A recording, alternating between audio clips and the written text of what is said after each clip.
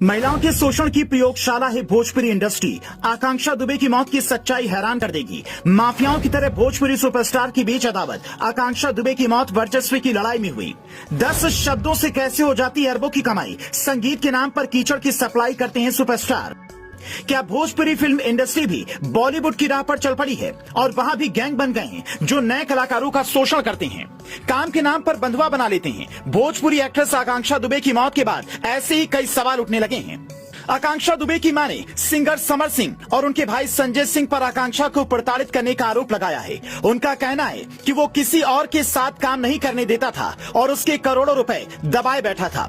लेकिन क्या ये एक आकांक्षा दुबे का ही मामला है या फिर भोजपुरी इंडस्ट्री में भी गैंग बने हैं जो आकांक्षा दुबे जैसे एक्ट्रेसेस को लील रहे हैं। सुशांत सिंह राजपूत के साथ भी शायद यही हुआ था। उन्हें इतना दबाया गया कि जीवन मुश्किल लगने लगा, फिर भी वो आत्महत्या कही गई और इसे भी शायद आत्महत्या कह दिया जाए। लेकिन क्या ये सच है? आकांक्षा दुबे के दिमाग में जो चल रहा था उसकी जांच कौन और कैसे करेगा? आखिरी इंस्टाग्राम लाइव में बिना कुछ बोले रोने वाली आकांक्षा बहुत कुछ कह गई। ये भोजपुरी इंडस्ट्री का ऐसा सच है जो अभी तक आम जनता से दूर था, लेकिन आज कलाई खुल जाएगी। आप बताइए, रानी चटर्जी मनोज तिवारी के अलावा किसी और के साथ ज्यादा काम क्यों नहीं कर पाई?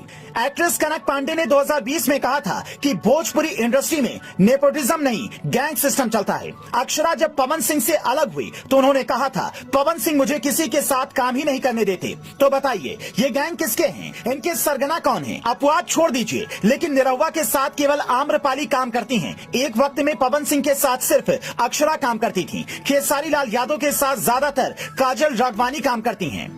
क्या ये सिर्फ संयोग मात्र है या फिर कहानी कुछ और है? वर्चस्व की इसी लड़ाई में क्या आकांक्षा दुबे की बलि ले ली गई? भोजपुरी इंडस्ट्री का एक सच ये भी है कि वहाँ बहुत सारे छोट भैया टाइप सिंगर आ गए हैं। गानों के नाम पर गंदगी गा रहे हैं और विजुअल के नाम पर फुहड़ता परोस रहे हैं। इनके सोशल मीडिया पर करोड़ों व्यूज आते हैं, लेकिन इनके गाने 8 से 10 शब्दों पर ही टिके हैं।